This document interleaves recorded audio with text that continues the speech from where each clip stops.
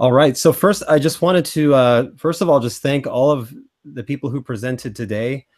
Um, all of your presentations were extremely informative and helpful to me. I think we've covered a lot of ground, everything from a scientific view of Kundalini to looking at Kundalini from the ancient traditions, and then talking about the personal experience of Kundalini and how it's related to the process of healing. And along the way, heard a lot of practical advice and tips about how we can sort of take all this information and implement it in our own lives. So the dialogue that I'd like to have right now, just kind of between the participants, we'll leave it open-ended, but we do have some questions that we'll be addressing first. And we'll go ahead and talk for about 20 minutes here together as a group. And again, if any of the group members have questions, we can go through those as well. But I think probably the first place to start would be to begin with a question that we had from one of our audience members, Brian. He asked, are there scientists that are testing people somewhere? He says, please say yes. When I'm having a mystical experience, he wants someone to be able to take a blood sample or a brain scan. Is there anybody out there doing this type of work? Well, as Linda mentioned, that type of research is, and I'll just kind of go and then open it up to the group. That type of gathering of biological data is something that we are keenly interested in. And in fact, we do have it on our roadmap for the next phase of research. What we've decided to do as a preliminary to that, though, is to gain enough data about the experiences themselves and the factors associated with a healthy awakening, so that as more and more people have these awakening experiences, we can provide the proper support network and framework for people to come and participate in the project when they're having the experiences, have them have a way to indicate to us somehow that they're having this type of experience, and then based on the data we receive, getting those tests done. So it is definitely on the roadmap. There are a lot of hurdles in place to be able to do that, but we are definitely moving in that direction, full steam ahead. As fast as we can. As fast as we can. So anybody else just wanted to chime in there? Any of the other presenters? I did. Can you hear me okay? Yes. There is SciTech Labs in Encinitas, California, Southern California. They have a lot of measuring equipment, including the GDV device, which is the new Kirlian photography, which actually takes the energy picture of your fingertips and tells you all about your organs and what your chakras are doing and placement and so forth, which is pretty cool. I'm not sure that they take blood samples, but check out SciTech Labs. Yeah, incidentally, Linda and I were at their facility a few months ago for a conference there at CIHS. So we actually got to see some of the presentations about the data that they collect and the results. And I have to admit, at first I was skeptical, but then when they actually presented their findings and how they were going about it, I was very impressed. And just even hearing some of the personal case studies were really interesting. So I would second that for sure. Yeah. Anybody else want to chime in as far as the research goes? Mike, anything? Okay. It may be worth mentioning there's a couple of excellent documentaries that are being released shortly, which will also cover some of the research activity that others are planning. Yeah, absolutely. Yeah, there is one documentary in particular that should be released later this year called Awakening the Goddess, and they touch on the research aspect briefly. If you go on Facebook, you can actually search for Awakening the Goddess, and you'll find some information about that documentary. The next question we have here, this is one for Laura, and someone asked that they understand what you mean by coherent breath, but what do you mean by coherent energy in terms of a practice? I think I got cut off around there, right? So I didn't know what you heard or didn't hear. Yeah. So coherent breath, you'll find this a lot in different yoga practices, especially Kundalini yoga. Coherent breath would be the number of seconds. Inhale is the exact to the number of seconds. Exhale. Coherency in general, if you think about a pulse or like a laser light, what makes it so powerful is that it is the exact same pulsated frequency in the exact same way at the exact same time, which makes which creates strength. If you think about the stronger the substance, the more coherency it has, meaning all the particles are. I think somebody else could explain this better than me on the panel. Tell me if I'm doing okay. Great. But all the particles are in deeper symmetry and balance and alignment. See, that was beautiful. Yeah, that's exactly it. If you think of a diamond, very coherent structure. Perfect. Yeah. Okie doke. We've got a question from Seven Islands. He says, does anyone know of a good source about info about awakening Kundalini via the spinal guru triangle channels? So I've never heard that that term before, but just curious if any of the other panel members have heard of that. Again, that's spinal guru triangle channels. Anyone heard of that? Bima? I heard it. I've heard it, but I don't know what it is really. Yeah, so Seven Islands, if you want to elaborate a little bit, we'll check the chat window here. Someone else also asked, and this may be for you, Glenn. He says, I am new here. I do transcendental meditation. Will it be helpful? Yes, just answering from a personal basis, definitely. That's been my experience, and I think it's the big appeal for me for TM is it's so effortless. So yes, I would recommend it. Great. Another audience member asks, Sterling, she says she doesn't get what is an imbalance of energy and what is not. So I think that would be for everybody, Laura. but yeah, I think that would be more directed to you, Laura. She doesn't understand what would be an imbalance in energy?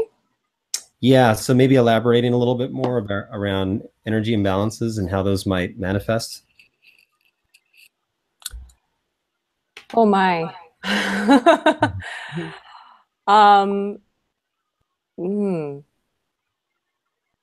I mean, from moment to moment, our energy field is shifting depending on our thoughts, on our emotions, on our intention, on our decisions. Our chakras can, open brightly when we have positive transference with someone. They can shut abruptly when we have shocking news. Any of that can cause a stop, in flow or an increase in flow. And there's so many countless different ways that we do that on a daily basis. And rips and tears is something I personally specialize in repairing, and what I see often in the field that can cause these stronger symptoms and disease processes in the body. I hope that's helpful. Yeah, and there was a couple follow-up questions as well. So she wanted to know, so then Kundalini is repairing our energy. Does Kundalini repair our energy field, or what is sort of the relationship there as you see it? And again, directed towards Laura, but anybody else feel free to chime in as well. I see, and this is a lot of my training also, being trained with Barbara Brennan and so forth, but I see and think about Kundalini as an aspect of the divine that precedes energy, that precedes the spiritual, mental, emotional, and physical body, and that it's connected into it, that they work interchangeably. Just like that's why I love that video of like the lightning bolt coming up from the grounding wire and the lightning coming to meet it. It's a relationship, and yet I feel it precedes energy, or the human energy field. That's where I'm at with all of it. And Mike, this is to Mike Bradford. Would you, in terms of your understanding of the ancient Hindu system, that this idea of Kundalini as an energy system preceding, or Kundalini preceding the energy system. Is that sort of consistent with what you see in the ancient Hindu structure and philosophy, or is that a little different? No, I think it's absolutely right on. If you remember when I was talking about universal prana, it is the overall controlling influence which basically runs our whole body. But it is totally immaterial. The individual prana, which is what people feel moving in their body, is not totally immaterial. It has a physical component to it. It's very subtle, it's very hard to detect, and I'm very excited about this lab you were talking about that was doing more research in that area. But the universal prana, I think through the individual prana is how it works. That's one way in which it works to accomplish changes in the physical. The other way, which I talk about at some length in my book, is through quantum processes, because as Glenn pointed out, the universal prana is pure consciousness, but it can affect physical matter by observing it, by forcing a particle to go from the wave state to the particle state. So universal prana has these sort of two methodologies for affecting the physical. And it is the source of the intelligence. And this is something I really want to emphasize. Universal prana is infinitely intelligent. If you think about it, it's running processes in every cell in our body. Every cell in the body of every human and every life form on Earth. This is more cells than there are stars in the known universe. And it does this simultaneously. It is literally operating all these processes. So it is a level of intelligence which is completely and totally beyond our comprehension. So yes, absolutely, the universal prana is what is directing the individual prana and also affecting physical processes through the way that quantum processes work. Great, thank you, Mike. Here's a question. I'm going to direct this one actually to Bhima to start off, and then we can go from there. Ranjan Pandey is trying to understand the concept of Kundalini, but he's waiting for the actual process and instructions. So really, this is someone who sounds like they're looking for specific instructions or practices to awaken Kundalini. And Bhima, I would just be curious as to your thoughts as to where would be a good place to sort of start if for someone who's interested in Kundalini, they feel they've got as Laura says, a healthy container, and they want to start some of these practices. Where would they sort of begin that journey? Yeah, some kind of meditation, I think, is fundamental, because it's nothing that we force, it's something that we birth inside us. And as I have had my spontaneous Kundalini experiences, I never went to how to do it, but I have understood during my journey that relaxation, and that comes by meditation. There are many ways of doing meditation, but the stillness is a very important part of the flow. But then, I don't know exactly, because it depends on who you are, what attracts us. We are different. Yeah, I don't know who I would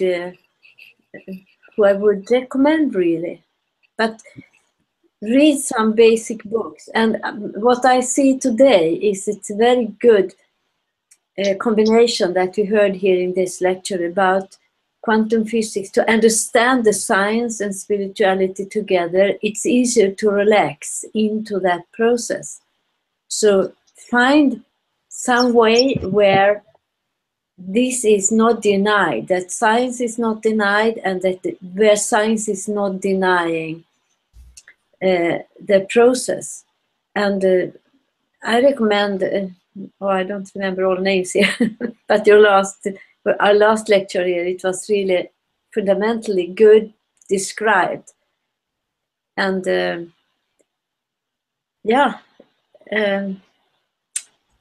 Dispenza also have this process of releasing the blockages and yeah, stress, to get out of stress. Get out of stress. It's the most important. Yes, and that's why I just want to jump in there and say healing. You know, it's definitely a first step. That's how I began my journey. Just starting to heal my personal quirks. You know, things that people were telling me, my feedback, whatever it is that you want to start self-observing and notice that you could heal and change about yourself. That's a great way to start. Yeah, I would second that too. I would say my initial Kundalini awakening experience was actually brought about through healing itself. And so I would say, you know, healing, on one hand, you're clearing the way for greater experiences to occur. And I think sometimes it's more of a pruning that's required. Versus trying to actually get something to awaken in you. If you kind of clear all the blockages and make yourself ripe for the experience, you know, once you hit that point of maturity, Kundalini is likely to rise spontaneously if the conditions are appropriate. So yeah, and Bradford spoke very well about him also. He kind of put them out there. Yeah, anything you want to add to that, Mike, or anybody else really?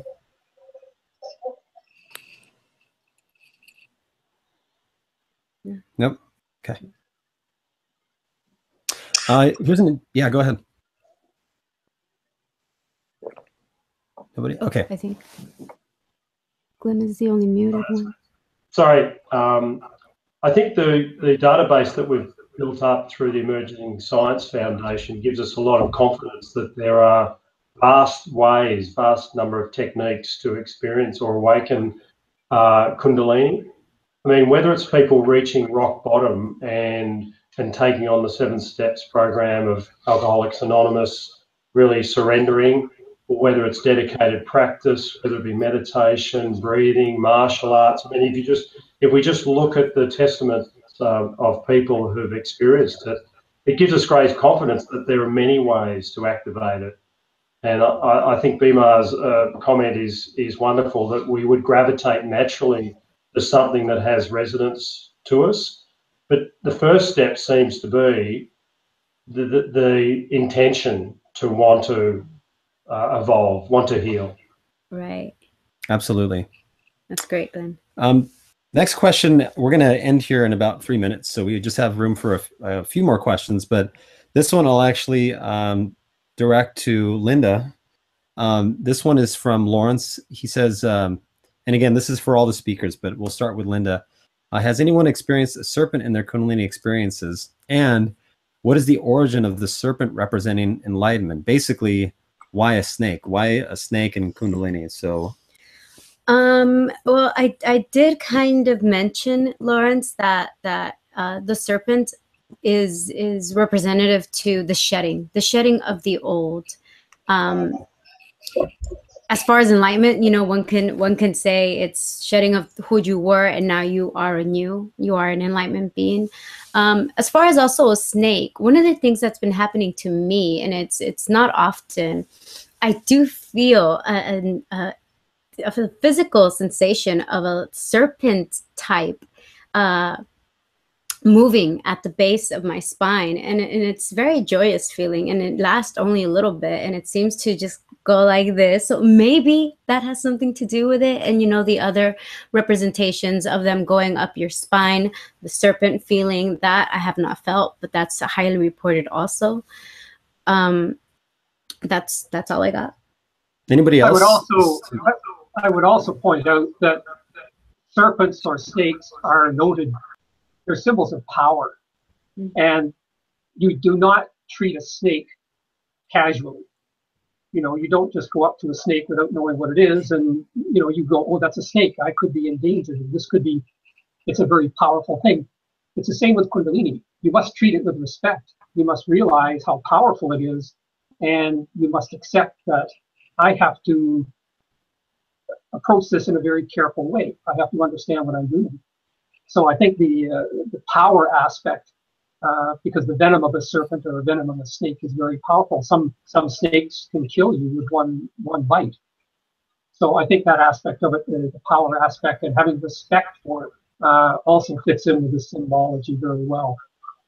Yeah. That's great. And that's a Yeah. really good point. Yeah. For anybody out there who's watching, who is listening to this and wants to awaken Kundalini. I know many are watching who have already awakened Kundalini, but if you want to awaken it, I would say proceed with utmost gentleness, as Mike mentioned, respect and compassion, really, for oneself, because, you know, as Laura mentioned in her talk, you may have these amazing expansion experiences, but at some point you're going to have to integrate those. So just you know, just be aware. Really quickly, it reminds me, I can't quote it exactly, but in The Way to Self-Knowledge, Gopi Krishna's book, he says, you know, once you awaken it, do not go out there and say, yes, I have made it, I've come here. It's like, no, stay humble.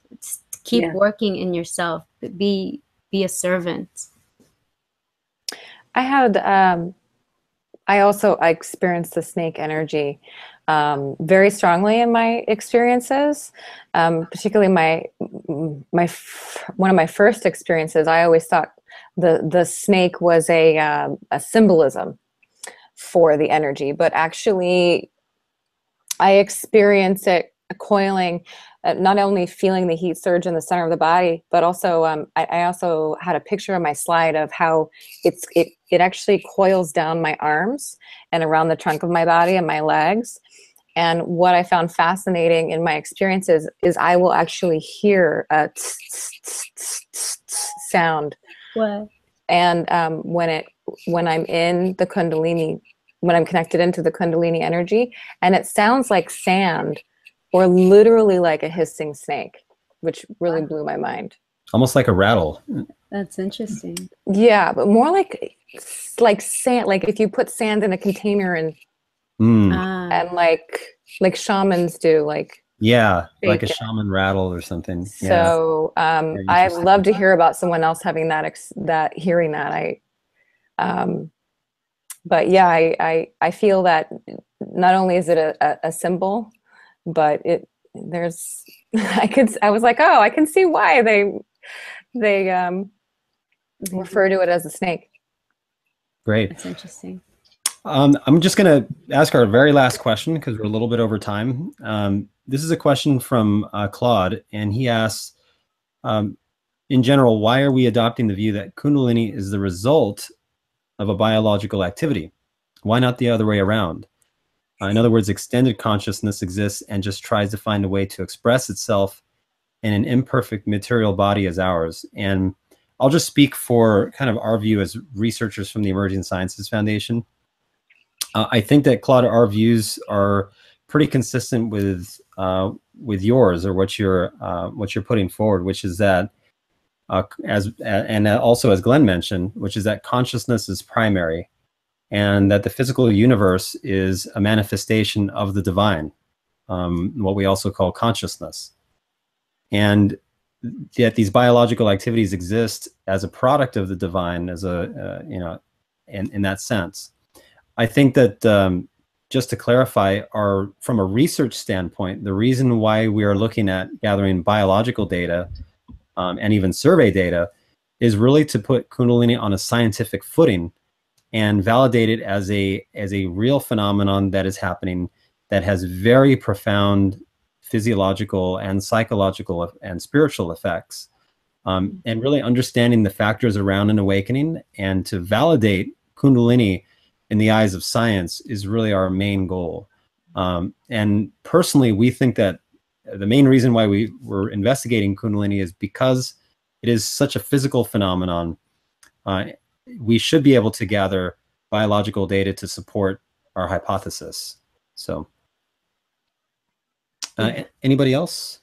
Yeah. Otherwise, they're not going to listen. They're going to say, "Oh, it's ancient, esoteric stuff. It doesn't matter." Right. All right. Any parting comments from any of our panel speakers today? Again, once again, thank you all for the participation in your lovely talks. Very much appreciated by us, and I'm sure the audience as well. Just really quick before we get your goodbyes, someone asked for information. We will be posting underneath the link contact information of those who are okay with it. Thank you. All right, we'll just open it up. Any parting thoughts before we close? Otherwise, we'll go ahead and end our conference for this year. All right. Thank you, Mike and Linda, for a wonderful conference. Yeah, thank you very much. Oh, Wonderful. we can't have it without you guys, so thank you. Yeah. Again, and final thank you just to the audience members who tuned in live today. We really appreciated the live chat, all the questions and feedback that we got, and really looking forward to what's coming this year. Again, stay tuned for that invitation to the Kundalini Experimental Project. That email will be coming shortly. And again, thank you all, and looking forward to seeing you all during our conference next year. Yes. Thank you, everyone. Thank you. Thank you so much. Bye. Bye-bye.